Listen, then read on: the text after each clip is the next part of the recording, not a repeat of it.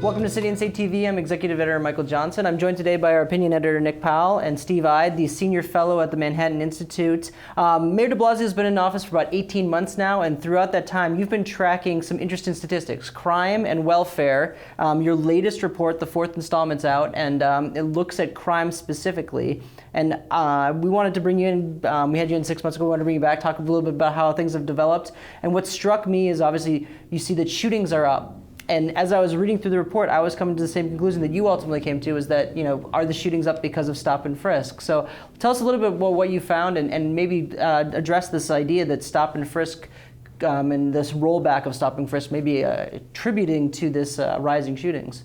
Yeah, well, thanks for having me on. The question that I'm trying to ask in this report is, we've seen in the data the following trend emerge. I mean, it's kind of silly to talk about trends only 18 months in, but This is how journalists count, right? 1, 2, trend, right? So you see in the crime data, the CompStat data that they put out, that shootings have been up over the prior year at each 6-month increment.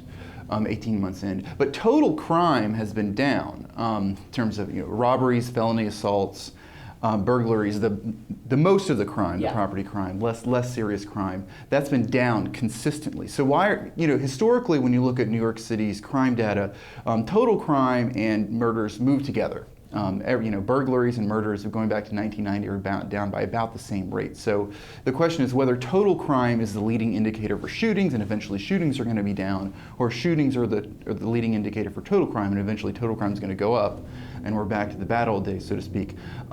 Stop and frisk is obviously has to be central to this debate and to this question, because we saw in a report that came out a couple weeks ago that the number of guns that the NYPD is taking off the streets is down. It's at I think 9-year low. Yeah. So that is something that's going to have a more direct impact on violent crime, one may surmise, more than it is on, say, burglaries. Commissioner Bratton, who has shot back on that, he disagrees with that interpretation. He's very consistently, even since before he was appointed commissioner, has been a critic of at least the intensity of the use of stop, question, frisk under the Blueprint administration. Yeah. But it's reasonable to ask. So this is what's interesting to me is that I think that's the natural connection that most people make, because stop and frisk was so highly profiled and talked about in the campaign. It was the one thing that if you ask anyone, like, the one thing that the de Blasio administration's done since they took over as far as policing, stop and frisk is going to be the first thing that comes to people's mind. But as someone who just looks at the stats, do you have any other ideas of maybe what's going down, or does that just seem like the most logical conclusion at this point? It's hard to know, because we do see a lot of continuity between the Bloomberg and de Blasio administrations in public safety and policing policy. With Commissioner Bratton following Ray Kelly, again as he did earlier in the 90s. Very, very strong support for quality of life, broken windows policing. Also, just very competent. You have very competent figure leading the department, as he did under Bloomberg. So. Stop and frisk is the big difference. I mean, if you look at the numbers, they just drop off the map after 2010. So there's nothing else kind of that sticks out, right? There's no other factor that you could say that maybe this is what's causing it. It just seems like stop and frisk is the. I don't know if stop and frisk is causing the increase in shootings. Just to be clear about that, I mean, shootings over the course of the summer have declined somewhat. So there's some preliminary evidence that maybe they have shootings moving in the right direction. I'm not sure about it, but look, it's a concern if they're taking fewer guns off the street. That's something that concerns me. Yeah. No, the constitutionality of stop and frisk was obviously kind of the driving point for the de Blasio administration in rolling back that policy. As we've seen with some of your data, that it may or may not be leading to a rise in shooting incidents. So I'm curious how the community policing initiative that Commissioner Bratton and Mayor de Blasio have really pushed might supplement the efforts of stop and frisk in a much more obviously constitutionally appropriate manner. Yeah, community policing is an interesting topic, because as divided as we are as a country about how to address crime, about public safety policy, it's very difficult to hear anyone say anything bad about community policing. It's also very difficult to hear anyone say anything specific about community policing, like what does it mean? how can you be against that? What they're trying to do with the neighborhood policing initiative that they rolled out a couple months ago is solve this very specific operational problem that community policing efforts in the past across the nation and in New York City have been beset with, which is that you really need to do the actual patrol officers doing the community policing. You can't just have, community affairs officers who are talking with people, hosting softball games and stuff like that, but then the patrol officers are doing real police work, answering calls and so forth. So they're trying to actually have patrol officers allocate a portion of their time to dealing with community problems, local concerns, some police work that is in some way driven by specific local concerns. And they say that this will not only improve community relations, which stop and frisk many believe aggravated, but also will actually bring crime down, because what these patrol officers are supposed to be doing is like follow-ups. There was an incident on their watch a couple weeks ago, a couple days ago. Follow up with that.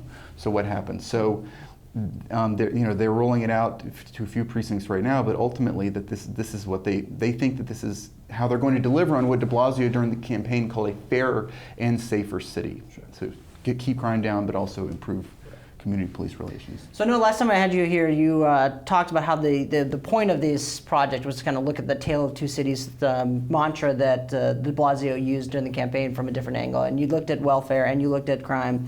And in this latest report you put out, you looked at specific neighborhoods, and you saw that in low-income neighborhoods it's a mixed bag. Some low-income neighborhoods are seeing crime increase, some are seeing it decrease. Is there anything that can be read into that? Is there like a larger trend, a larger concept? Is there some reason why certain areas are doing better than other areas at this point? I'm not really sure. The effort currently underway, what they call their summer all-out initiative is more cops on the street to redeploy desk officers to patrol work. There were neighborhoods in which that worked last year, like I remember last spring, the Williamsbridge neighborhood in the Bronx. It's not in the South Bronx, it's kind of like the North Central. There were New York Times articles like highlighting what's happening in this neighborhood. And they reduced crime there. But going back over the last 10, 15 years in places like East New York, for example, crime is down. It's not, consistently up since then, but it's also been, mixed. You should look at the annual murders, 25 one year, 18 another year, then back up to 23. There's a long way to go in these neighborhoods in terms of like really permanently pushing crime down and eliminating it and dealing with, ending the Tale of Two Cities. Right. I'm glad you brought up East New York, because I know you had a... Yeah, no, because I saw, the murder rate, I guess, is up in that particular neighborhood, which, as we've seen with the de Blasio administration, has been kind of a focal point of their affordable housing initiative, and kind of revamping that neighborhood to be, a business district and with more affordable housing. So I'm curious, if you're a developer looking to build, even 50% or 40% affordable housing in that neighborhood, are you scared away by the murder rate? I mean, does this kind of speak to just to the challenges of crime and the demographics of the neighborhood and kind of parachuting in, just assuming that creating new housing and businesses will really improve the overall kind of composition of this neighborhood? I mean, is there a dichotomy there with what we're seeing with the data? Well, I certainly think it's an economic, crime is an economic development problem,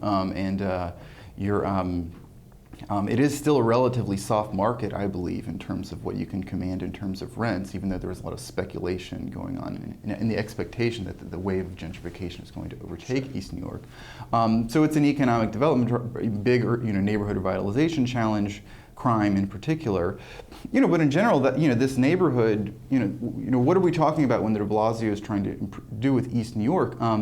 De Blasio and the rest of the progressives, they don't have, serious political opposition at the moment. De Blasio has taken it on the chin a couple times in the past few weeks, but generally speaking, there's no serious political opposition. So can they deliver on a place like East New York? If they remain in the saddle politically speaking, and 10, 15 years from now, East New York doesn't look any different, that's a serious criticism of the progressive agenda. because this is exactly the type of place that they say was neglected, did not receive the love that it should have received under past administrations, and there's nothing stopping them now. So let's see how they do. Yeah. We're running out of time, but I wanted to get a sense. What was the kind of the thing that stuck out to you most from this? Like, is there something that you're anxious to see where we are in 6 months going forward now that you've seen the trends play out for the last 18 months? Is there anything any direction we're going here? Well, I can, like everybody else, I continue to just look at the city's murder rate. I mean, ultimately, I think that's the most important number. And in looking at, there are different things that go on within the neighborhoods, but when you're talking about the citywide murder rate, you are ultimately talking about the murder rate in low-income neighborhoods, because that's where all the action is in terms of murders. If there are fewer murders, you can't drive down crime by reducing the murder rate in the Upper East Side, because if there's, 100% of zero is still zero. Yeah. But what everyone is focused on is, generally speaking, I think those are the right numbers, the right metrics, and ultimately what this is all about is whether or not they can deliver on the promise to end the tale of two cities in the ways in which, in terms of the services, the metrics that city government really has a responsibility for. City government can only affect incomes in a very, very indirect way, incomes and jobs. But policing public safety, you're responsible for that. So, I hope we do continue to push murders down to historic lows. But there's always been this fear throughout the past decades that we've reached a plateau and it can't get any lower than we've gotten it. Definitely. That might not even be de Blasio's fault. It's simply just like a cyclical thing that people talk about all the time, where murder rates can only go so low, they plateau out and they come back up. Really quickly, I know you also look at welfare. When's the next welfare stats likely to come out? When are you going to put that report out, you think? Well, first we're going to look at the education, because the test scores just came out, just looking at what how well the lowest income schools did in the recent in the first year of under the de Blasio administration. Yes. The past school year. But we also want to see what's going on with welfare. There was this strange thing that happened in 2014 where the economy grew, lots of low-income jobs were added, and yet the welfare rolls increased. So, following that trend is another thing that we want to, since this is another priority of the de Blasio administration, restructuring welfare policy. That is something we're going to be revisiting this year, yes. Great, definitely. All right, Stephen Eide, Senior Fellow at Manhattan Institute for Policy Research. Thank you so much for joining us. Thanks.